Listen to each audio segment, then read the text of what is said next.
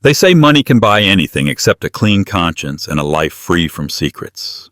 Alexander Caldwell, the dashing heir to the colossal Caldwell Industries, thought he had it all unimaginable wealth charm that could coax bankers into giving him more credit than he'd ever need, and the devotion of a beautiful wife who carried his heir. But in one reckless, passionate decision, he destroyed that picture-perfect life, marrying the intoxicating mistress who had dazzled him with promises of freedom and endless adventure. Little did Alexander know the real storm was about to start, when his pregnant wife resurfaced with a truth more shocking than any rumor money could bury. Alexander Caldwell was born into a legacy of power and prestige. His grandfather, the late Sir Theodore Caldwell, had founded Caldwell Industries, specializing in luxury real estate developments across the globe. Through shrewd deals and bold expansions, the Caldwell family had seen their name etched into the pillars of high society. From a very early age, Alexander was groomed to inherit not just a fortune, but the heavy mantle of responsibility that came with it. Growing up in a palatial estate on the outskirts of Bel Air, Alexander's every whim was catered to by nannies, tutors, and attendants. Yet beneath the surface of opulence he harbored an unquenchable thirst for admiration. By the time he was a teenager, he relished the spotlight and the sense of power it brought. He excelled in his studies more out of a desire to keep up appearances than any innate academic zeal, and attended the prestigious Hensington Preparatory Academy, where he learned the art of public poise and etiquette. His father, Arthur Caldwell, was a stern man whose business acumen was respected, even feared across the industry. He taught Alexander that love was an illusion that could derail focus, and that forging a marriage was ultimately a strategic alliance. Alexander's mother, Cassandra Caldwell, represented the softer side of the family, though she was equally adept at navigating the labyrinth of high society politics. This dual dynamic at home bred in Alexander a curious ambivalence toward intimacy. He wanted genuine affection, yet feared its ability to weaken him. Despite these conflicting inner forces, Alexander carried himself with effortless grace. At 25, he earned an MBA from Columbia, having spent time interning at various Caldwell Industries branches across Europe. The internship experiences validated one fact: Alexander was an excellent negotiator and a visionary who thrived in high-pressure environments. Around this time, he met the woman who would become his first wife, Rebecca Norton, the only daughter of a respected federal judge. Rebecca had a serenity about her that drew Alexander in from the start. She brought him a gentle reprieve from his father's relentless demands. Together they seemed the perfect match, both physically striking and socially astute, with enough mutual family connections to please even the most exacting of high society circles. They married in a lavish ceremony attended by the political elite, Hollywood celebrities, and members of old money families. Their wedding made headlines, marking what tabloids called the merger of the decade. Publicly, they were a dazzling power couple, each an ornament of sophistication. But as the first few months of marriage passed, small cracks began to appear. Alexander found comfort in the chase of bigger deals, traveling more frequently for Caldwell Industries. Rebecca, increasingly lonely, tried to hold on to the idea that their love was solid. Before they reached their second anniversary, she became pregnant, a development that should have brought them closer together. Instead, it exposed the widening gap between Alexander's restless appetite for excitement and his wife's quiet devotion. Neither could guess how fate would soon intervene, or how one woman, a siren from Alexander's social circles, would change everything. Long before he realized it, Alexander began to drift away from Rebecca. Their dinners grew shorter, their conversations more formal, and their nights lonelier. High society events piled up, and he found himself leaning into the adoration of the public eye. At charity galas and brand launches, Alexander was the star. Photographers and reporters fawned over him, business partners eagerly surrounded him, and hungry social climbers flirted shamelessly, hoping to catch his interest. It was at one of these charity events, an extravagant night raising funds for cutting-edge cancer research, that Alexander first laid eyes on Natalia Coronado. She was stunning, with a cascade of raven hair tumbling down her shoulders and eyes that flickered with mischief. When she was introduced as a new investor from Barcelona, Alexander offered the customary handshake, but electricity shot up his arm the moment their palms met. She wasn't your standard socialite. While many others in the room boasted old money, Natalia exuded a cosmopolitan sophistication. She spoke with an exotic accent and wore a tight black gown with a plunging neckline just enough to dazzle, but not so much as to scream desperation. They exchanged a few pleasantries, bonded over a discussion about the potential philanthropic impacts of the event, and parted with curious smiles. Within days, Natalia seemed to manifest wherever Alexander went. He would arrive at luncheons or brand endorsement soirees, only to find her sitting at an adjacent table, swirling her wine glass, giving him sly glances. During an exclusive art gallery premiere, she cornered him next to a marble statue of the Greek goddess Aphrodite. Under the soft glow of gallery lights, Natalia told him stories of her hometown of old Spanish estates and how she was searching for something more in life, something thrilling. She leaned in close and he caught the slightest trace of her perfume, a seductive blend of jasmine and spice. The conversation fizzled into a wordless tension. Alexander, normally so confident, felt a ripple of excitement course through him. He struggled to tame the fire Natalia was lighting in him, all while maintaining his mask of composure. Their mutual attraction was obvious, yet the lines of impropriety hovered around them like tripwires, especially since Alexander was still married, indeed a father-to-be. Over time, their encounters became more orchestrated. Natalia would invite him to business dinners at Michelin-starred restaurants. Their exchanges escalated from polite banter about mergers and philanthropic pursuits to something charged with desire. In the back of his mind, Alexander told himself he was merely exploring a new potential investor for Caldwell Industries. But each stolen glance, each lingering hand on the small of Natalia's back, suggested another truth: that he craved what she offered. She was spontaneous, where his wife was predictable, provocative, where his life had grown routine. Neither recognized how quickly these sparks would ignite into a wildfire of scandal. Or perhaps they did, and welcomed it. For Alexander, falling under Natalia's spell was about more than a physical attraction. It was the promise of escaping a life that, for all its wealth and privilege, felt like a golden cage. The fateful shift came on a warm Saturday evening. Alexander and Natalia were in his private suite at the Caldwell Tower, a 60-story luxury complex that Caldwell Industries owned in downtown Los Angeles. Originally, the suite was reserved for top-tier business clients or visiting family members who needed a place in the city. That night, it became the secret rendezvous for a man edging toward betrayal.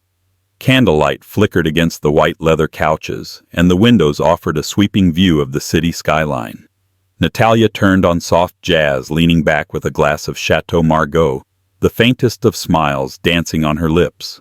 So she said. Raising her glass to new beginnings, Alexander felt guilt stir inside him. He pictured Rebecca at home waiting for him, perhaps placing a protective hand over her growing belly. In a moment of clarity, he nearly rose to leave. This was his chance to walk away, to salvage his marriage and his integrity. But Natalia slid closer, the scent of her perfume enveloping him. She lifted his chin, her eyes flashing with a heady mix of desire and confidence. The guilt turned into something else, a feverish intoxication that pushed every moral boundary aside. New beginnings. He echoed, clinking his glass against hers before taking a long sip. That night they crossed the line. In the hush of dawn, as Natalia slept on the plush bedding, Alexander stared at the ceiling, grappling with the weight of his actions. He had broken the vows that the world had seen him take a vow to remain faithful to his wife. Yet an odd sense of thrill coursed through him. In the following weeks, he convinced himself that this affair was a phase, a fleeting fling, something that wouldn't last. But as the office grew busier, as the pregnancy advanced and Rebecca's attention shifted to prenatal care, Natalia claimed more territory in Alexander's life. He found himself texting her late into the night. Instead of turning to his wife for warmth, he sought it in Natalia's whispered confessions and laughter. Their meetings at Caldwell Tower became more frequent, and soon Natalia was subtly moving in items of her own, An expensive hairbrush on the bathroom counter, a silk robe in the closet, expensive Spanish slippers by the bed. Meanwhile, Rebecca felt Alexander's absence acutely. The doctors had recently informed her that her pregnancy required extra care, bed rest for a few weeks, routine checkups for potential complications. She tried to reach out to her husband only to find his phone on silent or forever in the hands of an overworked assistant. In truth, Alexander did feel pangs of concern. He'd send flowers, sign extravagant get-well-soon cards, and vow he'd be by her side when the baby arrived. But the entanglement with Natalia took precedence in his mind, fueling his reckless sense of invincibility. All around him, rumors began to spread. Trusted staff at Caldwell Tower saw Natalia entering Alexander's private suite at odd hours. The hush of the corridors whispered with speculation. Photographers sometimes captured the two together at exclusive nightclubs. Alexander, in his arrogance, believed that with enough money and power, he could contain any scandal. But he failed to realize once rumors start swirling among the elite, they move with alarming speed. Soon the seeds of a very public downfall were sown. Rebecca Caldwell was as poised as any high society woman could be, but beneath her composed exterior she trembled with concern. The changes in Alexander's behavior were impossible to ignore. He spent more nights away from home, answered fewer phone calls, and rarely accompanied her to the many prenatal visits her doctor insisted upon. Worse, the staff began acting strangely around her. She'd catch them exchanging discreet, pitying glances whenever she mentioned Alexander's name. One late afternoon, as a nurse drew blood for routine tests, Rebecca's phone buzzed with a text from an unknown number. Intrigued, she opened it. The message read, "I'm sorry you have to go through this. He's not being discreet. There's another woman. Photos exist." Her stomach flipped. She tried to maintain her composure, but her mind spiraled into every possible scenario. That evening she confronted Alexander, or attempted to. He had arrived home well past midnight, the whiff of perfume clinging to his collar. By then the house was dark and Rebecca had been pacing the corridors for hours. Heart pounding, she cornered him in the foyer. "Alexander," she began shakily, "tell me what's going on. I can't keep pretending things are normal." He sighed, slipping off his blazer, eyes averted. "I've been busy with work, you know that. Launching new projects, endless investor meetings." His voice was tight, as though each word was carefully chosen to minimize confrontation. But Rebecca pressed on. "I got a text today," she said, "from someone who claims that you're having an affair." Alexander stiffened, his handsome features setting into a mask of indifference. "Rumors. That's all," he retorted, trying to sound casual. "You know how tabloids can be. Someone's jealous or a competitor wants to smear me." She held his gaze. "I'm not interested in tabloids. I'm interested in the truth. I'm pregnant with your child, Alexander. I deserve honesty." For a fleeting moment, Alexander thought about confessing, if only to lighten the guilt that weighed on him. Yet fear of losing control and losing face kept him silent. "There's nothing to worry about," he said, finally placing a hand on her shoulder. "Focus on your health. Our child is what matters."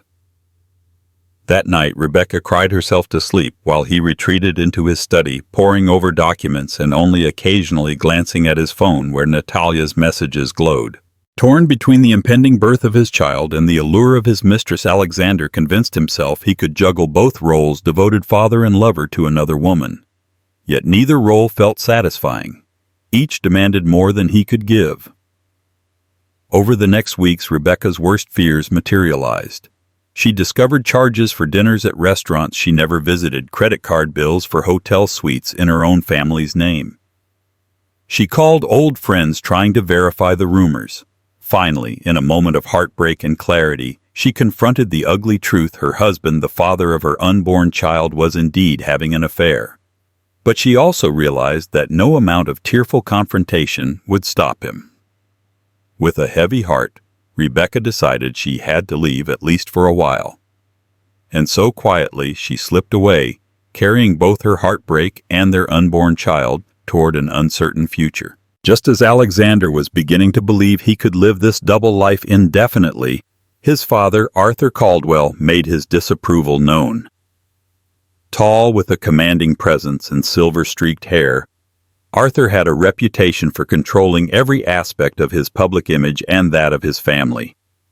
When he caught wind of the rumors swirling around Alexander, he summoned his son to the Caldwell patriarch's private study, a room reserved for confrontations and sealed business deals. Arriving at his father's estate, Alexander navigated the grand halls with a mixture of apprehension and defiance. He found Arthur seated behind a mahogany desk, poring over spreadsheets of the latest Caldwell Industries venture. Behind him hung a massive portrait of Sir Theodore Caldwell, as though even from beyond the grave the family's founder was overseeing every conversation. Arthur didn't bother with pleasantries. "Sit." He barely looked up, gesturing to a leather armchair. Alexander took his seat. "Father," he began, attempting a cordial tone. Arthur set aside his documents and fixed Alexander with an unflinching gaze. "Are you truly so reckless that you'd jeopardize this family's reputation just to indulge some idle passion?" Alexander swallowed. He felt cornered, the massive portrait behind his father making him feel as though two pairs of critical eyes were scrutinizing him. "I have everything under control," he lied. Arthur's jaw tightened. "Have you forgotten you have a wife, and that she carries the next Caldwell heir? This family has built its empire on discipline and unity, not scandal." Alexander bristled. "You talk about discipline, but what about happiness? I'm tired of living by your script. My life isn't just about building your empire. I have needs too. And Rebecca left, so it's not as though there's harmony to maintain." Arthur leaned forward, his voice low. "She's left. Good God. Do you realize the press fallout? If that becomes public knowledge, I'll tell you this, son. I won't allow you to drag our name through the mud. Rebecca is still your wife. At the very least, you must see her through this pregnancy. If the media gets a whiff that you're gallivanting with some mistress while your pregnant wife is MIA, our stock prices will nosedive." Alexander exhaled. In that moment, all the illusions he'd clung to about having it all started to feel like a house of cards. "Let's not pretend you care about Rebecca," he snapped. "This is about business, like always." His father's glare could have frozen fire. "Listen carefully.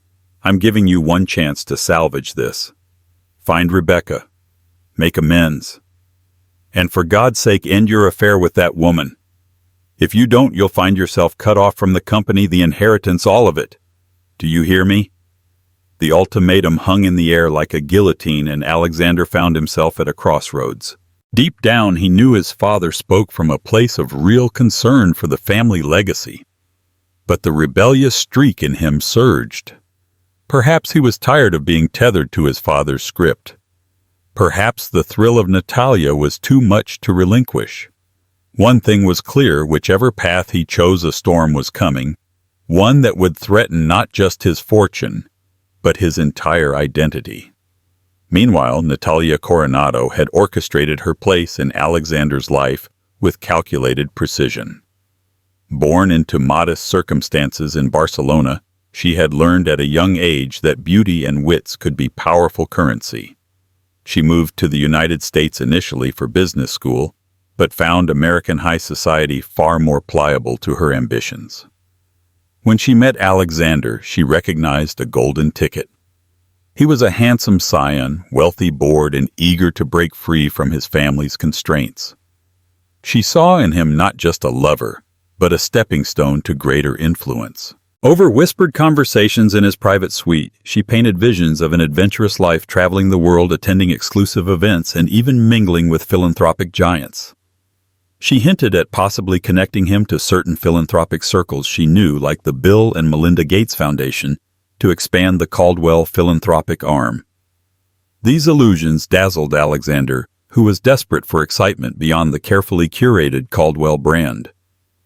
Now that Alexander was at odds with his father and separated at least physically from Rebecca, Natalia sensed an opportunity to tighten her hold. She subtly encouraged him to stand up to Arthur Caldwell. In bed, she'd stroke his hair and whisper, "Why not create your own empire, my love? You have the knowledge, the capital, and the ambition. You don't need to be under your father's thumb forever." But for all her grand talk of empire building, Natalia's true motives were more immediate. She wanted to secure her position. She disliked living in a constant state of uncertainty, like a clandestine affair that could end the moment Alexander's conscience flared up. She needed a firm grip on his heart and his bank accounts. Late one evening, she pressed him with a question. "Where do we go from here, Alex? I'm tired of sneaking around. I want something real." Her voice trembled, the tears glistening in her eyes so convincing it was impossible to tell if they were genuine or part of her flawless performance. Alexander wavered. "My father has threatened to cut me off if I don't fix things with Rebecca," he admitted. "He says the scandal will ruin our family name. Stocks will crash. We'll lose credibility with investors." Natalia let out a theatrical sigh, running her fingers through his hair. "Don't you see? This is emotional blackmail. You're a grown man, one of the shrewdest businessmen I've ever met. Start your own firm, or better yet, let's carve out a path that's ours, not Arthur Caldwell's." Her unwavering confidence seduced him. For so long, Alexander's identity had been tied to Caldwell Industries, his father's approval, and the unspoken expectations of high society. With Natalia, the possibility of independence and forging his own destiny seemed suddenly tangible. It was exhilarating and terrifying. In that moment, he made a critical decision. Defying his father's ultimatum, he would remain with Natalia. He told himself, settle the business of his marriage soon enough. But for now, the lure of a new life drowned out the faint voices of conscience and loyalty. He took Natalia in his arms, silently vowing that no one, not even Arthur Caldwell, would keep him from what he wanted. Neither realized how dire the consequences would be. In a shocking move that sent ripples through social media and mainstream news, Alexander decided to marry Natalia Coronado. The decision was as rash as it was scandalous. It began with Natalia unveiling a small velvet box containing a diamond-encrusted ring she had secretly purchased for herself, a demonstration of how certain she was that Alexander would commit. One look at her teary smile, her whispered vow that we can conquer anything together, and Alexander found himself proposing on the spot, forgetting that he was still legally married to Rebecca. The fiasco escalated quickly. A hush fell over even Alexander's close confidants when they learned of his plan. Some tried to reason with him. "Are you insane?" hissed his best friend Damian Walsh over the phone. "What about Rebecca and your unborn child?" But Alexander waved them off. He had convinced himself that Rebecca wanted nothing more to do with him. He also assumed the divorce paperwork would be a mere formality. Money could smooth over any legal complications, or so he believed. Natalia commandeered the wedding preparations. No time for a grand event, she decided, given the swirling rumors and the risk of paparazzi mania. Instead, they arranged a quick private ceremony on a lavish yacht off the coast of Malibu. Guests were few, mostly individuals from Natalia's circle, along with a handful of Caldwell Industries executives who still curried favor with Alexander. By design, the wedding day exuded exclusivity and secrecy. A hush-hush affair to keep the press at bay, at least until they were ready to make headlines on their own terms. Despite the improvised nature of the event, the yacht sparkled under the afternoon sun, decorated with white orchids and gold accents. Natalia wore a curve-hugging gown that accentuated her dramatic figure, while Alexander opted for an off-white linen suit, the Californian breeze tousling his dark hair. Vows were exchanged on the yacht's deck, with the sound of seagulls overhead and the rolling waves beneath them. In that moment, Alexander felt an odd sense of triumph, as if by taking this bold step, he was finally free from the shadows of his father and the obligations of a marriage that no longer existed in his mind. Yet even amid the toasts of champagne and the gentle sea air, a nagging feeling gripped him. This wedding lacked the warmth and authenticity of his marriage to Rebecca. There were no family members weeping with joy, no longtime friends relishing in a day of genuine celebration. Instead, a stiff formality pervaded the gathering. Strangers in designer sunglasses raised glasses to a union they barely understood. Within hours, the news broke online. Social media exploded with disbelief. Alexander Caldwell weds mistress while still married read one salacious headline. Another paper wrote, "High society heir commits bigamy, or did he secure a quickie divorce?" The Caldwell name was officially thrown into public scandal, overshadowing any illusions of discreet grandeur. By nightfall, Arthur Caldwell had left dozens of furious messages promising to disown Alexander if he didn't reverse this course. But Alexander tuned them out. He was for now newly and brazenly married to a woman he believed embodied his long-craved freedom. If only he had known that his original wife Rebecca was about to re-emerge in a way that would shake him to his core. News of Alexander's yacht wedding reached Rebecca Caldwell while she was quietly residing in a remote beach cottage just outside Santa Barbara. She had taken refuge there, supported by her close friend Catherine, a psychologist who had offered a safe space. The day the scandalous headlines hit, Rebecca felt numb. Her fears and suspicions had been validated far more publicly than she ever anticipated. Once she had loved Alexander fervently, believing in the warmth hidden beneath his cultivated poise. Now he had shattered that trust in one final spectacular betrayal. Yet as her child kicked in her womb, Rebecca realized she couldn't simply vanish from this narrative. She had the future of her child to consider, an innocent being who deserved a chance at a stable life. Ignoring her heartbreak, she consulted her family's longtime lawyer, Mitchell Rollins, a seasoned attorney known for his tenacity.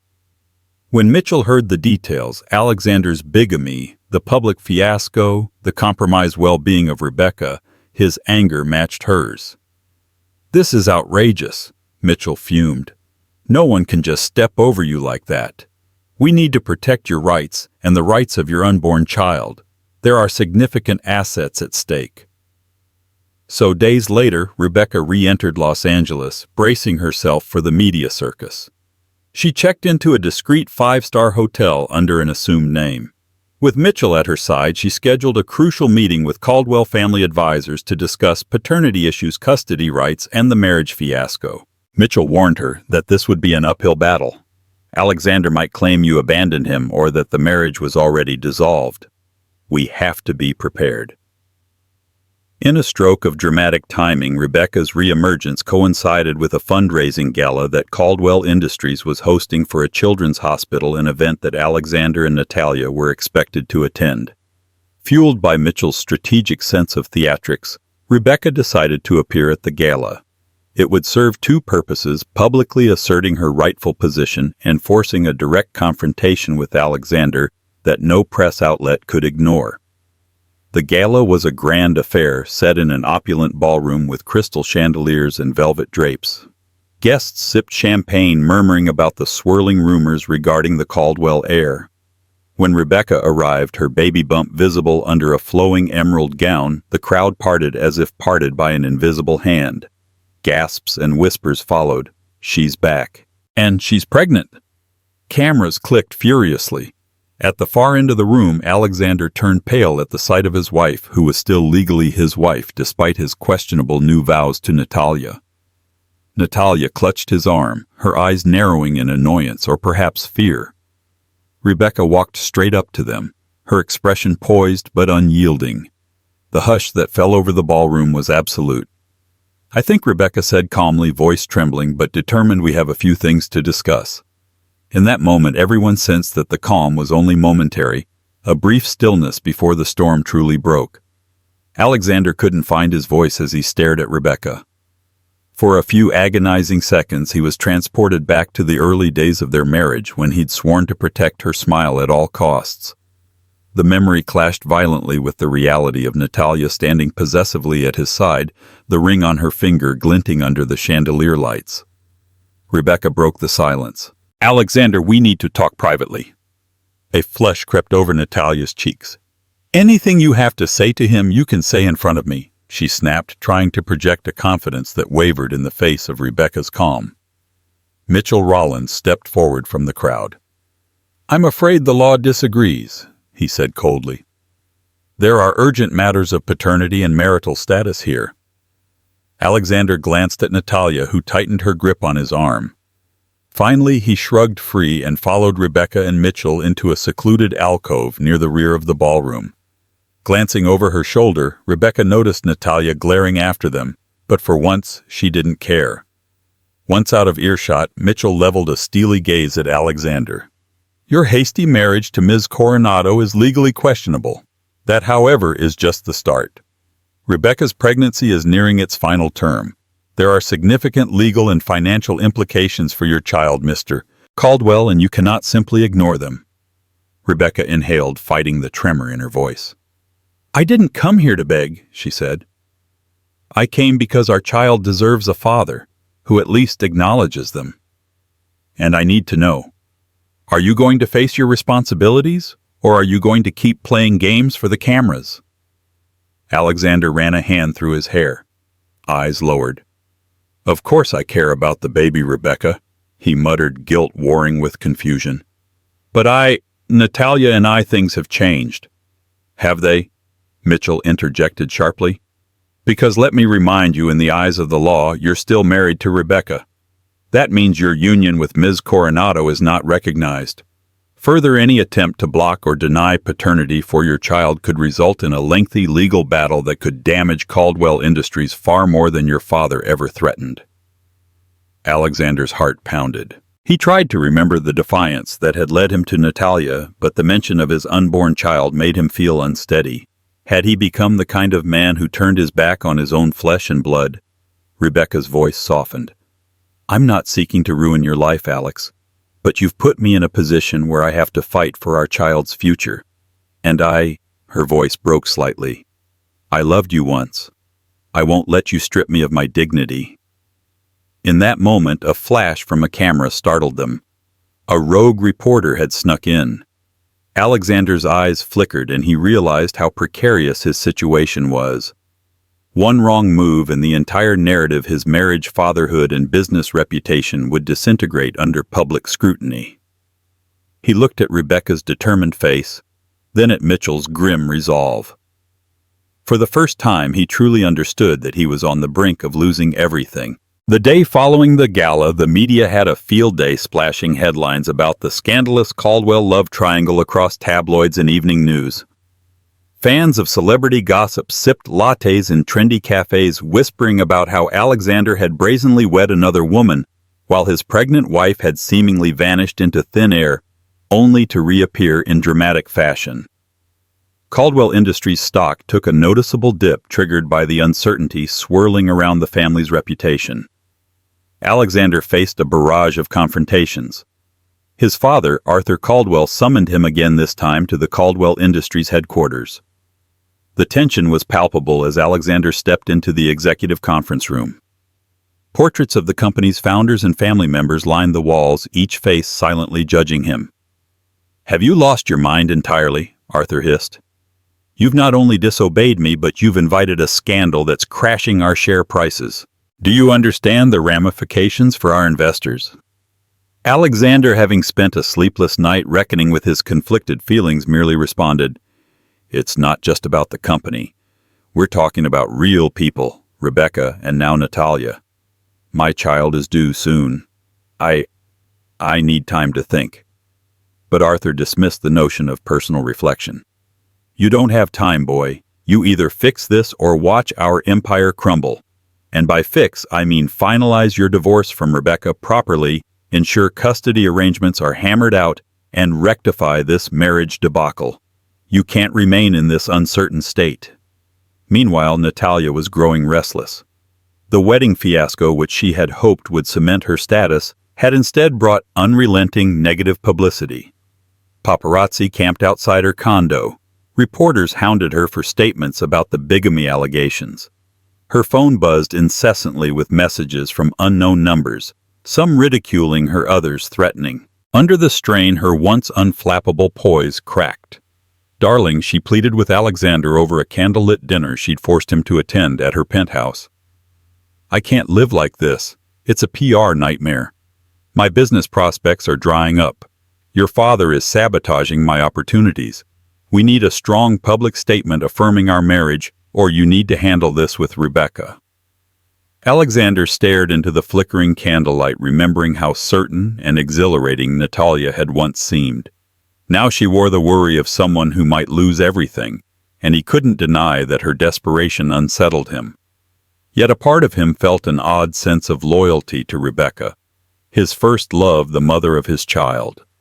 Could he really cast her aside in favor of a union he'd rushed into under the heat of passion and rebellion? Across town, Rebecca and Mitchell were assembling a legal strategy. Rebecca felt worn and drained, her pregnancy nearing its final weeks. But her resolve hadn't waned. She needed to ensure her child's security financially and emotionally. She also fought against the part of her heart that still yearned for the old Alexander, the man who used to make her laugh with silly jokes at dinner parties. But that man seemed lost behind the facade of an empire. With each passing day, the Caldwell saga became more than a personal tragedy. It morphed into a public spectacle where everyone from business moguls to gossip columnists waited with bated breath to see which side Alexander would choose. And in the eye of the storm stood a baby not yet born, whose future hung precariously on its father's next move. Just a month before Rebecca's due date, she stood at the threshold of Alexander's private suite in Caldwell Tower. The location wasn't her choice. Mitchell had arranged it, citing privacy and a neutral setting away from the media circus. Still, her heart pounded as she waited for the security detail to buzz her in. When the doors opened, she stepped inside, her silhouette framed by the bright corridor behind her. The suite was immaculate, almost cold. It bore no traces of the life they once shared, no family photos, no shared memories, just minimalist luxury and towering windows framing the glittering Los Angeles skyline. Alexander was already there, pacing near the bar. His suit jacket was off, sleeves rolled to his elbows, tension radiating from every movement. Natalia wasn't present, a condition Mitchell had insisted upon. Nearby, Mitchell quietly arranged papers on the marble table, his face unreadable. Rebecca entered slowly, one hand resting on her swollen belly. She looked calm, composed, but her eyes revealed everything. Pain, disappointment, exhaustion. "I need clarity, Alex," she said softly but firmly. "Not just for me, for our child. We can't keep drifting in limbo like this." Alexander turned, startled slightly by her presence despite expecting her. For a moment he said nothing, just stared, really stared at her. She looked radiant and tired all at once. The soft glow of pregnancy tinged with the emotional bruises of betrayal. He swallowed hard, guilt clawing at his throat. "I know," he said, voice low. "I'm sorry, Rebecca. I never meant for things to unravel like this." He rubbed his temple, finally sitting down across from her. "It just spiraled." Mitchell cleared his throat and began laying out the formalities. Custody proposals, child support agreements, estate protections for the unborn child. But the room was already full with unsaid things, with emotions that couldn't be captured in legal language. As Mitchell spoke, Rebecca blinked slowly, holding back the sting of tears. "How did we get here, Alex?" she asked, voice cracking slightly. "We had something real. I believed in us. In you. Do you even remember how we used to talk about names for our children at that vineyard in Napa? You said you wanted a daughter named Elise." Alexander's breath caught in his throat. That memory came rushing back, her laughter under the stars, their fingers intertwined on a soft picnic blanket.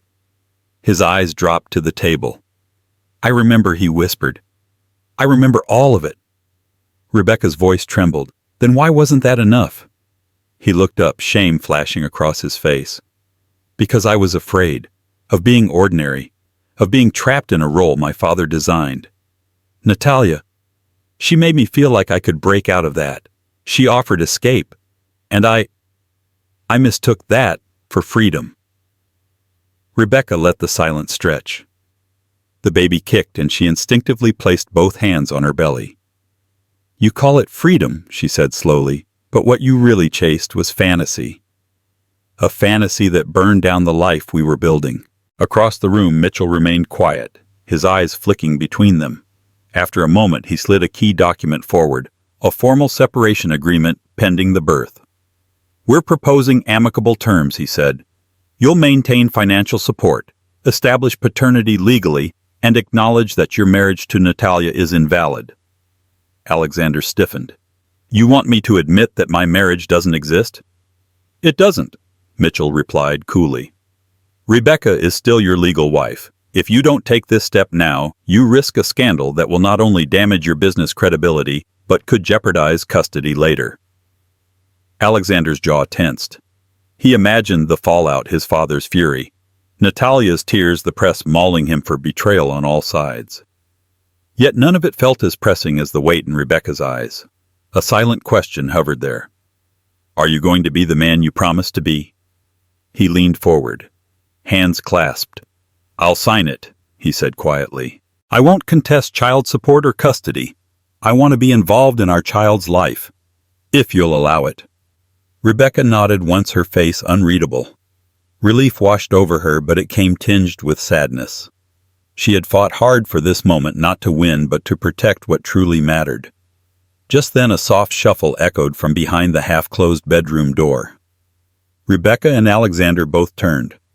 The door creaked slightly, and there, standing just in the shadows, was Natalia. She had come unannounced, no doubt hoping to plead with Alexander after the meeting. But instead, she had overheard everything. Her eyes shimmered not with tears, but with fury held in check by sheer force of will. She stepped forward, arms crossed, her voice a whip of venom. "So this is how it ends?" Alexander stood up quickly. "Natalia, I told you not to come today." Rebecca stood too, but not out of confrontation, more out of instinct to shield her child from the bitter storm gathering in the room. Natalia's gaze flicked between them. "I see. The dutiful father act. The tragic wife. How convenient for you, Alexander. All this contrition now that your empire's cracking." Natalia, Alexander said sternly. "This is not the time." "No," she snapped. "Because from where I'm standing, you're choosing the scandal that looks safer. But don't think I'll just vanish quietly." Before anyone could respond, she turned on her heel and stormed out, the echo of her stilettos like exclamation marks in the marble hallway. Rebecca let out a shaky breath. "You need to clean this up, Alex. For real. No more secrets. No more masks." "I will," he said. "For the baby. And for everything I destroyed." And as the door closed behind her, Rebecca knew that while the confrontation was done, the consequences were just beginning. In the aftermath of the confrontation, the Caldwell Tower no longer felt like a sanctuary to Alexander. It felt like a cage. The walls whispered of choices he couldn't undo, and each echo reminded him of what he'd lost. For days after Rebecca's visit, he moved through his routines with a ghost-like detachment, while headlines blared his private shame in public. Caldwell heir's secret wife and baby bombshell mistress erupts after scandal. Breaks wide open. Natalia didn't take it quietly. She burst into the tower lobby 3 days later, flanked by a gossip-hungry paparazzo she'd tipped off herself. Her eyes, once seductive and calculating, were now wild with betrayal. Dressed in an ivory designer coat that failed to mask her trembling hands, she confronted Alexander in front of stunned staff and rolling cameras. "You lied to me," she screamed, voice cracking with a mixture of rage and despair. "You married me while still tied to her, and now you sign everything away to that woman as if I meant nothing." Alexander tried to lead her away from the cameras, but Natalia slapped his hand away. "Don't you dare play noble now. I sacrificed everything for you. My business contacts, my privacy, my name." She pulled off her ring, the massive diamond catching a final glint of spotlight before she hurled it across the marble floor. It clinked once before spinning to a stop near a cluster of speechless onlookers. Security had no choice. They escorted her out gently, though her screams echoed long after the doors closed. Reporters swarmed her outside the building, snapping shots as she sobbed theatrically into her hands, shouting, "He ruined me! Ask him who the real liar is." The footage went viral in minutes, but Alexander didn't flinch. He stood in the lobby, shoulders slumped, eyes hollow. Something had changed in him, something irreversibly fractured. The illusions that had once lured him away from Rebecca now lay scattered across social media in trending hashtags and public shame. His impulsive escape had become a self-inflicted prison. Upstairs, Mitchell waited for him in the tower's conference suite. That was a spectacle, the lawyer muttered, switching off his phone as it buzzed nonstop. "You need to lie low. The press is spinning this into a soap opera. But our focus has to be the baby now." And it was. Days later, Alexander received the call he'd been bracing for. Rebecca had gone into labor. When he arrived at the hospital, breathless and uncertain, he found Catherine, Rebecca's psychologist friend, waiting outside the delivery room. She didn't speak right away, merely studying him with cautious eyes. "She's allowed you in," Catherine said after a beat. "But only because she knows this moment isn't about you. It's about your child." Alexander nodded. He shed his suit jacket, straightened his cuffs like a nervous schoolboy, and stepped through the doors. Inside, the scene was raw and real in a way that stripped him of all pretense. Rebecca's cheeks, flushed with exhaustion and determination, lay propped up in the hospital bed. A nurse handed her the baby, a tiny wrinkled bundle wrapped in soft blue cotton. Their son. Alexander didn't dare speak at first. He watched transfixed as Rebecca held the infant to her chest, her expression softening as the baby whimpered and blinked against the bright lights. Finally, she looked up. "Would you like to hold him?" He froze. "Can I?" She nodded. "He's yours too." Hands trembling.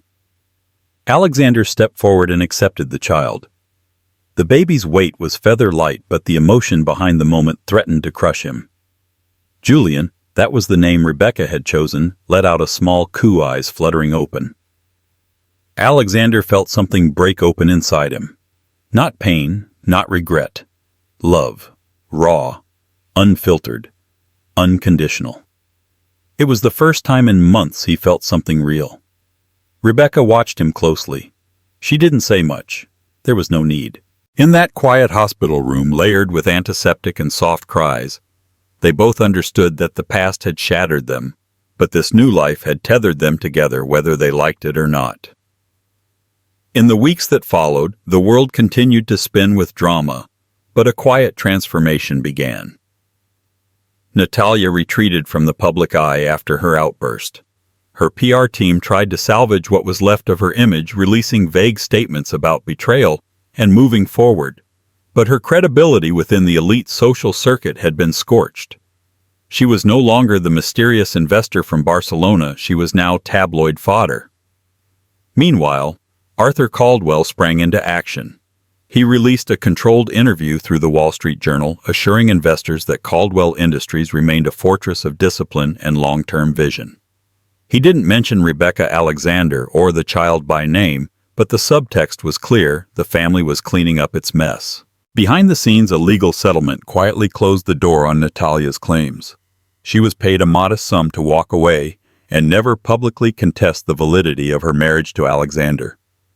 The annulment was filed swiftly and finalized without fanfare. Alexander, for his part, moved into a smaller penthouse, not the opulent suite he once shared with Natalia, nor the childhood estate under his father's shadow. It was a blank slate, a place to begin again. He began attending parenting classes. He read books on newborn development. He met with therapists. He even asked Mitchell to draft a formal co-parenting agreement that gave Rebecca full custody, but with visitation rights built on trust, not entitlement. Each week he visited Julian. He changed diapers. He sang lullabies. He kissed the tiny curls atop his son's head and whispered apologies he didn't know how else to give. Rebecca remained guarded, but she noticed the changes. Alexander had stopped trying to be the charismatic heir, the rebel son, the misunderstood lover. He was simply a father now. And that, for the first time, made her feel safe. By the end of that summer, the headlines had moved on. A new celebrity scandal claimed the spotlight, and the Caldwell name quietly receded from public gossip. But something deeper had shifted. Rebecca and Alexander weren't lovers anymore. Perhaps they never would be again. But they had become something more: enduring co-parents anchored by a little boy who who represented both the damage they had done and the hope they had somehow salvaged. And Julian, blissfully unaware of the chaos that preceded his birth, began to smile. In the end, Alexander's quest for love and excitement nearly cost him everything he held dear: his family, his reputation, and even his place in the empire he was destined to inherit. By confronting his mistakes, he found a path toward redemption, embracing a humbler sense of fatherhood instead of the shallow thrills that once lured him astray.